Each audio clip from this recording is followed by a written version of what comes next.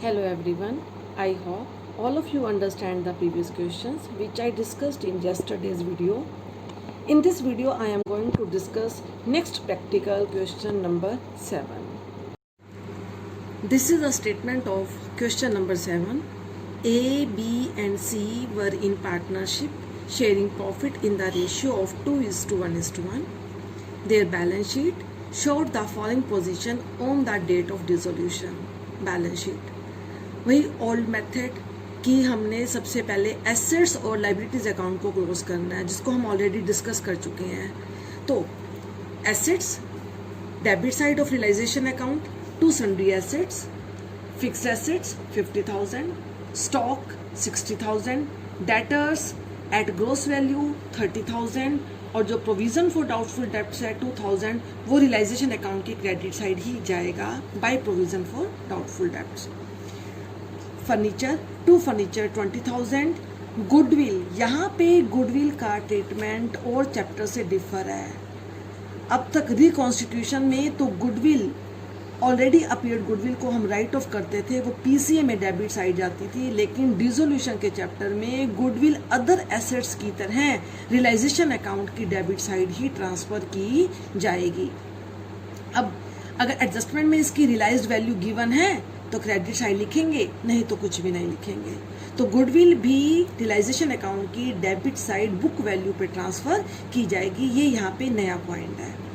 अब liabilities account को close करना है, तो by sundry liabilities, creditors 40,000, BP 10,000, A's loan, A partner है, पार्टनर्स लोन अकाउंट का सेपरेट अकाउंट बनता है, तो वहां ट्रांसफर करेंगे A's loan account by balance BD 20,000. Mrs A's loan, अगर ए पार्टनर है तो मिसिज आउटसाइडर है. आउटसाइडर की लाइबिलिटीज को हमने कहाँ ट्रांसफर करना है? रियलाइजेशन अकाउंट की credit side by Mrs A's loan 16,000. Next, workman compensation reserve, ये अनडिस्ट्रीब्यूटेड प्रॉफिट है, तो इसको हमने कहाँ ट्रांसफर करना है? पीसीए में क्रेडिट साइड. हाँ, अगर इसके बिहाफ पे कोई क्लेम होता तो इसको हम रियलाइजेशन अकाउंट में ट्रांसफर करते, बट हमें सम के अंदर कोई क्लेम गिवन नहीं है, तो ये अमाउंट 20,000 कहाँ डिस्ट्रीब्यूट होगा? पीसीए में credit side. Listen, by workman compensation reserve 10,000, 5,000, 5,000, 2:1:1 की रेशियो में. कैपिटल्स ए बी सी, तो ये कहाँ जाएगा? By balance BD 40,000, 20,000 and 20,000. इस प्रकार हमने बैलेंस शीट की सारी एसेट्स और लाइबिलिटीज अकाउंट को क्लोज कर दिया. अब हम एडजस्टमेंट में देखेंगे. Number 1, A agree to take over furniture at 20% less than the book value. A furniture को 20% लेस पे ले रहा है. एडजस्टमेंट में एसेट की कोई भी बात है वो कहाँ जाएगी? रियलाइजेशन अकाउंट की credit side.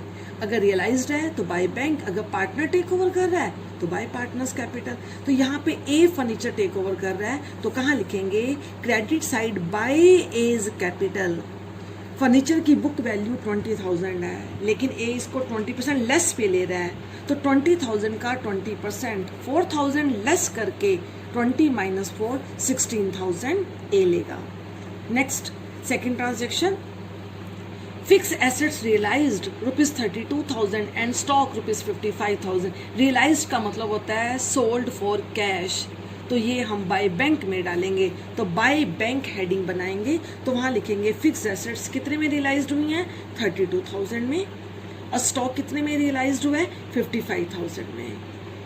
Next transaction, bad debts amounted to ₹5,000. कहते हैं 5,000 हमारे बैड डेब्ट हो गए हैं. हमने ये लिखना है कि हमें कितना कैश मिला है. हमारे डेटर्स हैं 30,000 के, इसमें से हमारा 5,000 बैड डेब्ट हो गया है, इसका मतलब डूब गया है, तो हमें कितना मिला डेटर से? 30 minus 5 25,000. Next transaction, expenses of realisation were ₹3,000. Expenses है, इसकी पेमेंट करेंगे. पेमेंट सारी कहाँ जाएंगी? रियलाइजेशन अकाउंट की debit side to bank account. Realisation expenses to bank expenses 3,000. Creditors were paid at a discount of 5%. Creditors हमारे कितने के हैं 40,000 के, तो ये 5% डिस्काउंट पे किए हैं, तो 40,000 का 5% 2,000 कम पे किया है, तो हमने यहाँ पे बताना है हमने कितनी पेमेंट की है, तो 40 माइनस 2 38,000। नेक्स्ट ट्रांजेक्शन कह रहा है there was a claim of 6,400 for damages against the firm, it had to be paid. देखो एडजस्टमेंट के अंदर कोई भी पेमेंट हो तो उसको हमने रियलाइजेशन अकाउंट की डेबिट साइड टू बैंक जरूर लिखना है, तो ये अनरिकॉर्डेड पेमेंट है, इसके बारे में पहले कुछ मेंशन नहीं है, तो अब फर्म पे कर रही है तो इसको कहाँ लिखेंगे रियलाइजेशन अकाउंट की डेबिट साइड टू बैंक वाले हेडिंग में डालेंगे क्लेम 6,400। अब देखो रियलाइजेशन अकाउंट को क्लोज करने से पहले एक बार हमने ज़रूर कंफर्म करना है कि जो एक्सटर्नल लाइबिलिटीज़ थी उनकी पेमेंट हुई है या नहीं हुई। क्रेडिटर्स इनकी पेमेंट कर चुके हैं, BP and Mrs A's loan इनकी पेमेंट के बारे में सम के अंदर कुछ भी मेंशन नहीं है, अगर कुछ भी ना कहा जाए तो इनको ज़रूर पे करेंगे और इनकी बुक वैल्यू पे ही, तो बीपी बैंक वाले कॉलम में BP 10,000 and Mrs A's loan 16,000, इनकी हम बुक वैल्यू पे अपने आप पेमेंट करेंगे। उसके बाद रियलाइजेशन अकाउंट को क्लोज करेंगे, तो अब हमारा डेबिट ज़्यादा है क्रेडिट लेस है, तो डिफरेंस अमाउंट हमारा क्या आएगा लॉस 55,400, और ये हम ABC में उनकी प्रॉफिट शेयरिंग रेशियो में डिस्ट्रीब्यूट कर देंगे। अब सेकंड नंबर पे हमारा एज लोन अकाउंट बनेगा, बैलेंस हमने बैलेंस शीट में से ट्रांसफ़र किया था 20,000, फर्म क्लोज कर रहे हैं तो अब हम इसकी पेमेंट करेंगे टू बैंक 20,000। नंबर थर्ड पे बनेगा हमारा partners capital account ABC, capital के बैलेंस ऑलरेडी ट्रांसफ़र कर चुके हैं, वर्कमैन कंपनसेशन रिजर्व हमने बैलेंस शीट में से ट्रांसफ़र किया था। अब रियलाइजेशन अकाउंट में से देखते हैं कि कौन कौन सी पार्टनर्स की ट्रांजैक्शन है, तो देखो पार्टनर्स की ट्रांजैक्शन एक ये है बाय एज कैपिटल 16। देखो बेटा रियलाइजेशन में अगर क्रेडिट साइड पार्टनर है बाय है तो टू वाली साइड लिखा जाएगा, अगर टू है तो बाय वाली साइड, तो ये 16,000 ए के अकाउंट में टू रियलाइजेशन। वैसे भी अगर पार्टनर एसेट टेक ओवर करता है ना तो उसकी कैपिटल डिक्रीज होती है, तो उसको डेबिट साइड लिखते हैं। उसके बाद और कौन सी ट्रांजैक्शन है पार्टनर्स की, तो ये लॉस, इस लॉस को ट्रांसफर करेंगे टू रियलाइजेशन दिस वन। उसके बाद अब हम इनकी क्लोजिंग करेंगे, क्लोजिंग पे हमने इनकी पेमेंट करनी है, बैलेंस शो नहीं करना, तो ए का 50 minus this 6,300, B 25,000 minus this 11,150 and C 25,000 and debit 13,850, तो 25 माइनस दिस 11,150, इस प्रकार हम इनकी पेमेंट करेंगे। अब लास्ट बैंक अकाउंट, बैंक सबसे पहले हमने बैलेंस शीट में से बैंक अकाउंट का बैलेंस ट्रांसफर करना है, तो हमें बैलेंस शीट के अंदर कैश एट बैंक 10,000 गिवन है, तो उसको हमने यहाँ लिखा टू बैलेंस BD। अब रियलाइजेशन अकाउंट से लेकर PCA तक जहाँ जहाँ बैंक वर्ड आया है वो सारी ट्रांजैक्शन बैंक अकाउंट में ट्रांसफर करेंगे। बाय बैंक है तो टू वाली साइड, टू बैंक है तो बाय वाली side. Listen, by bank account 1,12,000, तो ये कहाँ आएगा बैंक अकाउंट की डेबिट साइड, जिस अकाउंट से ट्रांसफर करते हैं पर्टिकुलर में वही लिखते हैं टू रियलाइजेशन 1,12,000। अब देखो यहाँ पे डेबिट साइड, तो डेबिट साइड टू बैंक कितना अमाउंट है 70,400 एक है और एक्सपेंसेस के 3,000 है, तो हम इनको इकट्ठा करके लिख देंगे, हमें अलग अलग नहीं लिखना पड़ेगा। To realisation 73,400। अब सेकंड नंबर पे एज लोन, यहाँ पे टू बैंक है तो ये कहाँ जाएगा बाय किस अकाउंट से ट्रांसफर है एज लोन से, बाय एज लोन 20,000। अब PCA में बैंक यहाँ पे है, इसका मतलब A को पेमेंट है, ये B को पेमेंट है, ये C को पेमेंट है, तो by A's capital, by B's capital and by C's capital. तो इस प्रकार अब हम इसकी क्लोजिंग करेंगे, दोनों साइड का टोटल हमारा क्या आएगा सेम आएगा। Yes, now we will start 8th practical. See the statement. X, Y and Z are in partnership sharing profit and losses equally. They decided to dissolve the partnership on 31st March 2018, at which date the balance sheet of the firm was as follows. In short मैं आपको बता देती हूँ कि यहाँ पे balance sheet के अंदर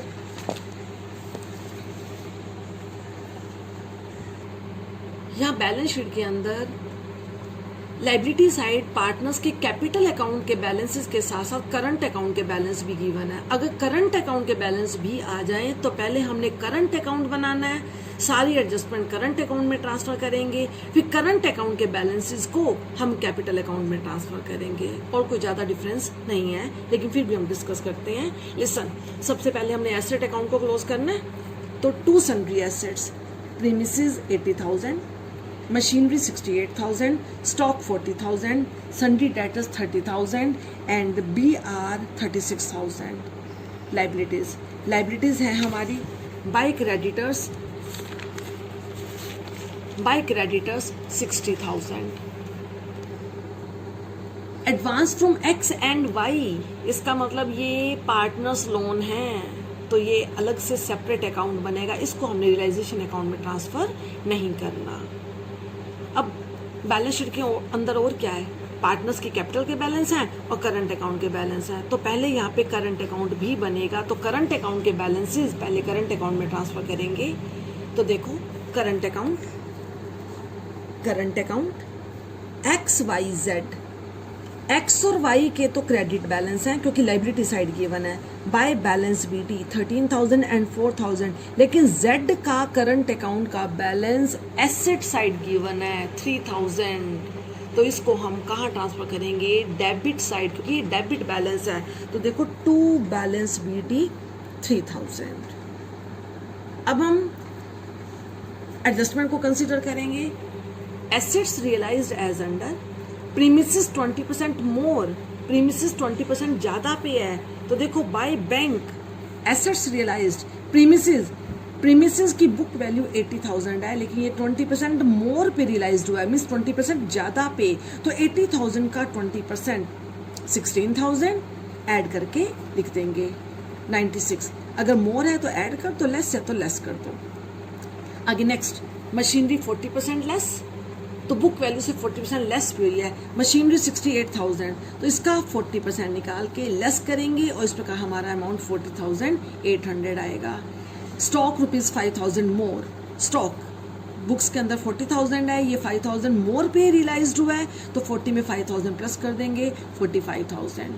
sundry debtors and BR at book value, तो सन्ड्री डेटर्स और BR बुक वैल्यू पे, तो सन्ड्री डेटर्स की बुक वैल्यू कितनी है 30 और BR की 36, ये इसी वैल्यू पे रियलाइज्ड हुए हैं, तो हम इसी वैल्यू पे लिख देंगे बाय बैंक हेडिंग के under, sundry debtors 30,000 and BR 36,000।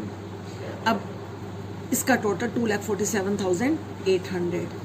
अब हमें सम के अंदर आगे क्या कह रहा है, expenses of realisation amounted to ₹2,000। Expenses है, अगर कुछ ना कह रखा हो तो ये एज्यूम किया जाता है कि इसकी पेमेंट फर्म करेगी, तो इसको कहाँ लिखेंगे, debit side. Realisation expenses 2,000 and creditors agree to accept 57,500 in full settlement, तो क्रेडिटर्स को कितनी पेमेंट कर रहे हैं हम 57,500, तो to bank creditors 57,500 and realisation expenses 2,000, total amount कितना बना 59,500। अब हम इसकी क्लोजिंग करेंगे, तो जो लॉस आ रहा है कैलकुलेट करके वो अब हमने कैपिटल अकाउंट में ट्रांसफर नहीं करना, करंट अकाउंट में ट्रांसफर करेंगे, क्योंकि सारी एडजस्टमेंट फिर कहाँ जाती हैं, करंट अकाउंट में। अब देखो by loss X current account, Y's current account and जेड्स करंट अकाउंट। अब सेकंड नंबर पे हमारा अकाउंट बनेगा लोन अकाउंट। हमें बैलेंस शीट के अंदर advance from X and advance from Y given है, तो हम इकट्ठा ही बना लेंगे loan account X Y. X का लोन कितना है 15,000 और वाई का कितना है 5,000, तो लिखेंगे बाय बैलेंस BD 15,000 एंड 5,000, और अब हम इनकी पेमेंट कर देंगे, तो टू बैंक 15,000 एंड 5,000। अब इसके बाद हम करंट अकाउंट बनाएंगे। करंट अकाउंट के बैलेंसेस को तो ऑलरेडी हम बैलेंस शीट में से ट्रांसफर कर चुकी हैं, दिस वन। अब रियलाइजेशन अकाउंट का लॉस ट्रांसफर करेंगे, तो यहाँ आ जाएगा टू रियलाइजेशन 1900 1900 1900। इसके अलावा यहाँ पे और कोई भी एडजस्टमेंट गिवन नहीं है। अब हम इनकी क्लोजिंग करेंगे, तो करंट अकाउंट के बैलेंसेस को कहाँ ट्रांसफर किया जाएगा, कैपिटल अकाउंट में। करंट अकाउंट की और कैपिटल अकाउंट की अलग अलग पेमेंट नहीं होगी, करंट के बैलेंसेस को ट्रांसफर करेंगे कैपिटल में। तो देखो 13,000 माइनस 1900 11,100 y का 4000 माइनस 1900 2100, लेकिन z का डेबिट बड़ा है और क्रेडिट में कुछ भी नहीं है, तो 4900 वो कहाँ जाएगा, बाय कैपिटल अकाउंट 4900। एक्स और वाई के क्रेडिट बैलेंस आए हैं, लेकिन जेड का डेबिट बैलेंस आया है।